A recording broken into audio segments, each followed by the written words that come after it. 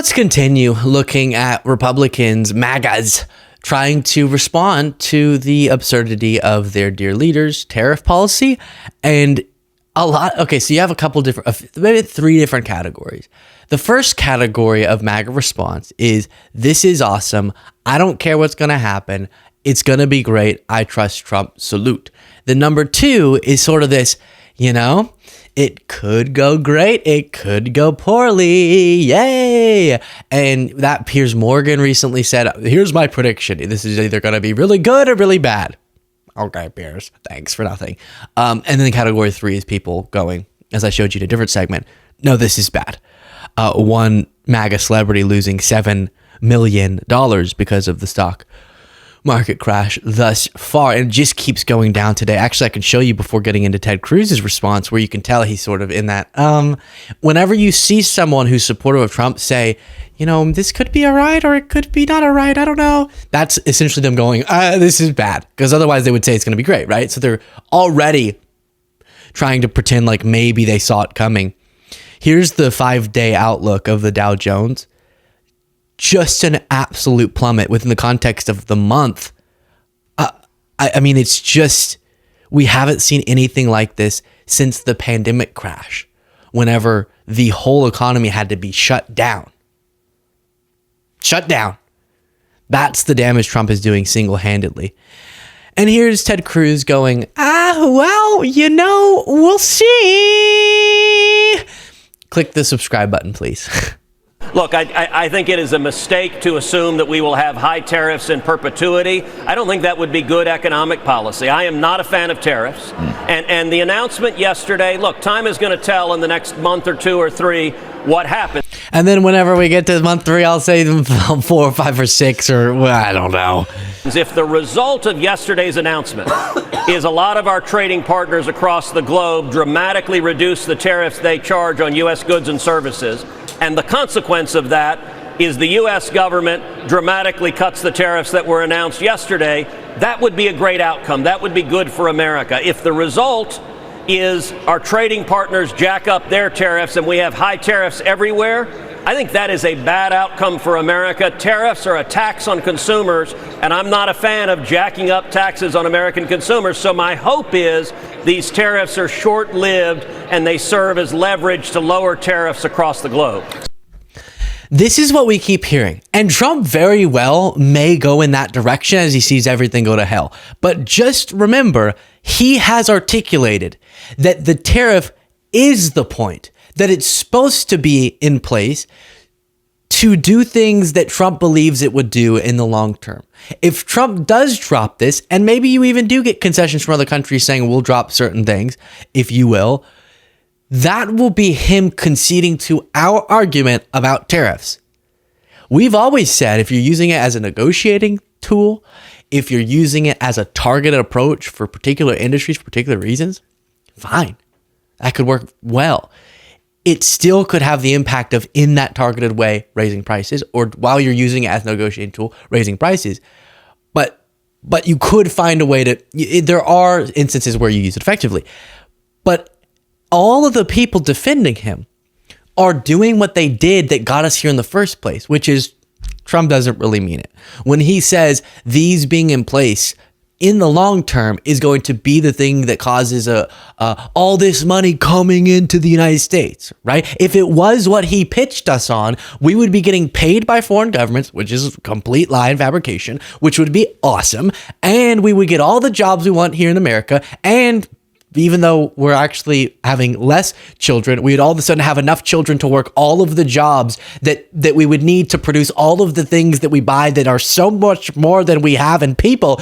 That little fairy tale is what he says could be the outcome. So great, Ted. I agree. If he ends up dropping these, that would be good. But don't then come around and change your view, which he's going to do, obviously. But it's interesting. He's already going, I'm not a fan in general. Realizing Trump's messing up here. Ben Shapiro having similar reaction, but actually, to his credit, more overtly saying this is bad.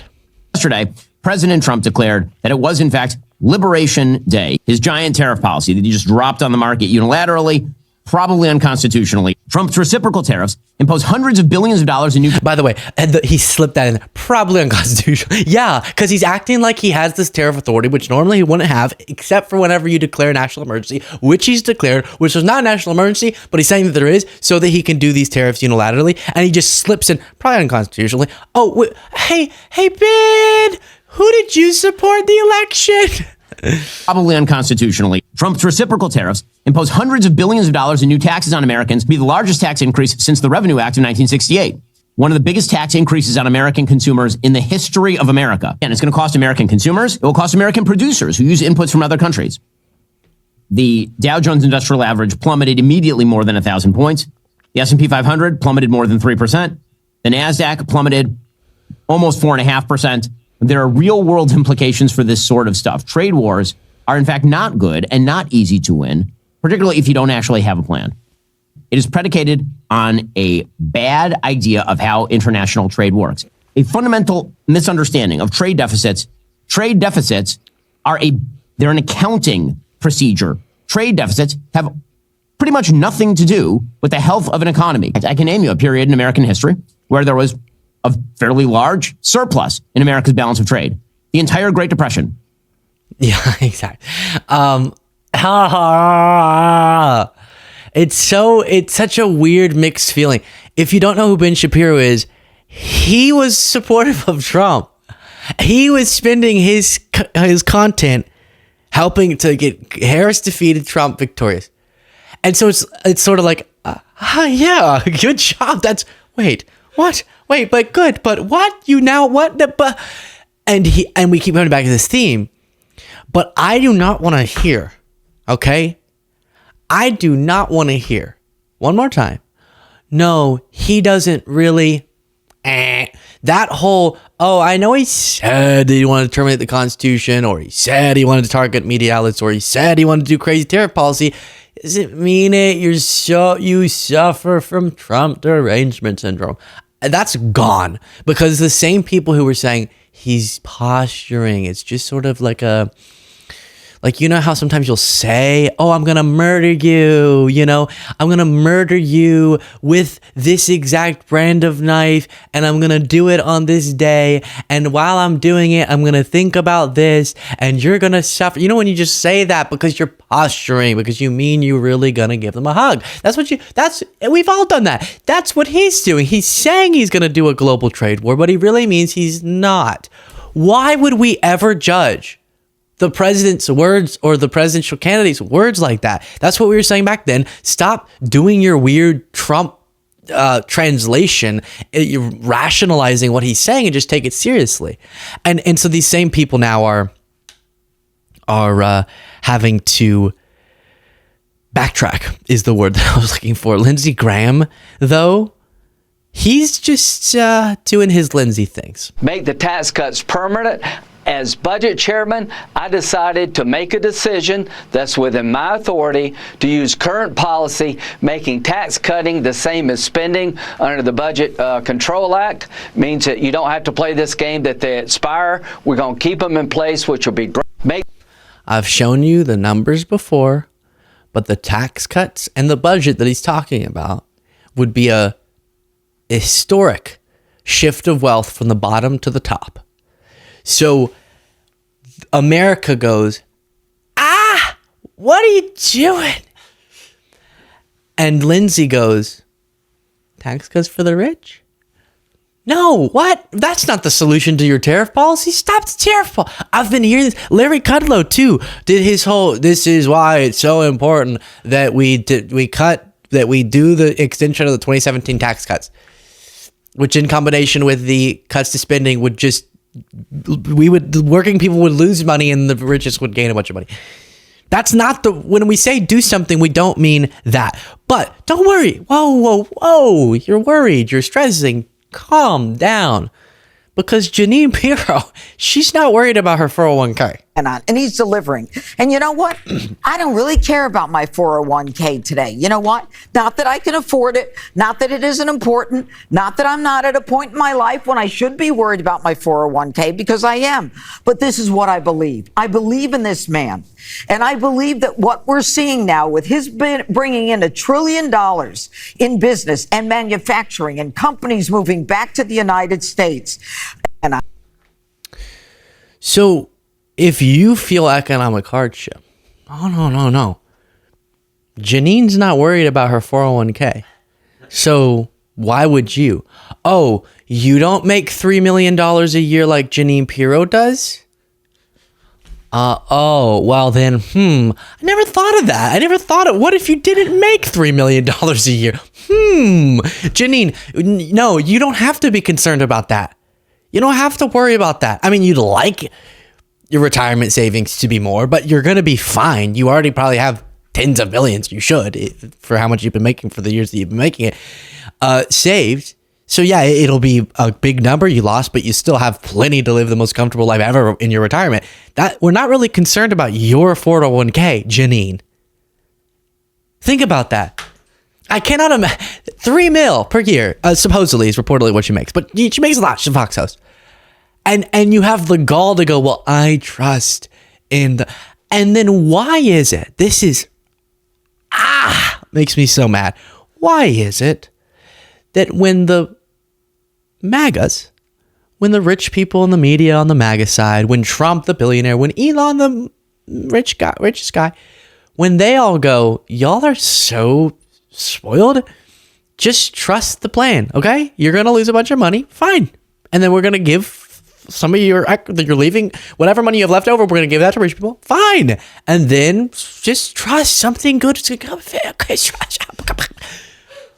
And never is it, wow, these people are elites.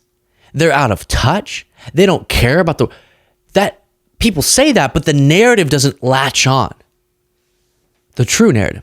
But then whenever Biden goes, folks, there's a lot to be done, and we're building back, and we're doing it, folks. We're gonna do it. Everything's not great. There's a lot of pain, but we're also making a lot of progress. They go, oh, he thinks you're making so much progress. He doesn't think that there's anything left to be done because he's out of touch and he's rich and he's spoiled and he doesn't care about working people. And that latches on. One of the biggest public polling realities is that people feel that Democrats are out of touch. Now, I get that in a general sense, but comparatively, it doesn't make any sense. Trump, but the Janines who are watching, Biden never purposefully, he never did this to the stock market. And we're talking so much about the stock market because that's the thing that reacts immediately. We're going to see downstream the other, even more consequential factors, but it doesn't seem to tip people off to the fact that maybe they're out of touch. Because when you make her money, you can afford to trust in Trump. And then they'll keep saying, I trust in him because his first term was blah, blah, blah. They exclude the pandemic because blah, blah, blah. But Stephen Ratner shows us the average tariff rate now in the U.S. is 22.5%. Highest since 1909. It's nothing like Trump 1.0. Look at that. Look at it. Look at it with your eyes. Or look at it with your ears if you're a podcast listener. I should have just explained this graph for our podcast listeners then. So tariff rates, as the country was getting very, very, very rich, we didn't distribute that properly, but we did get very rich as a country. Tariff rates were going down, and then ping, it went very up. The tariff rates got very erect, very fast. And now it's very high up. Very stiff tariff rates now, very high. So you could see that. Yeah, now you can imagine it's up, as was mentioned, to 1909 levels.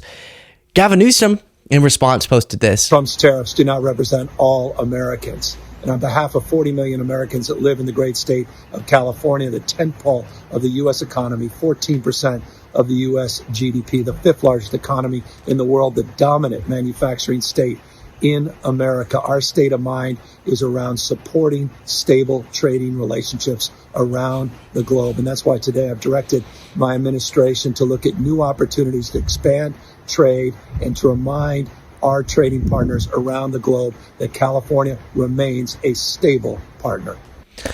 Yeah, I don't know logistically what that will mean, to be just totally frank with you. But it's a good message. Good message. Vice President Harris, she's back. And she had this to say amid this chaos. There is a sense of fear that has been taking hold in our country. And I understand it. But we're saying people stay quiet. We are seeing organizations stay quiet.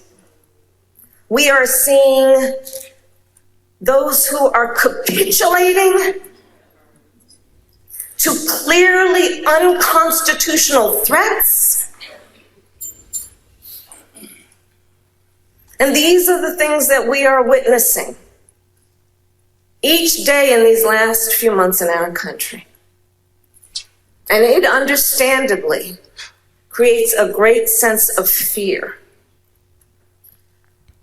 Because, there were many things that we knew would happen. Many things. I'm not here to say I told you so. I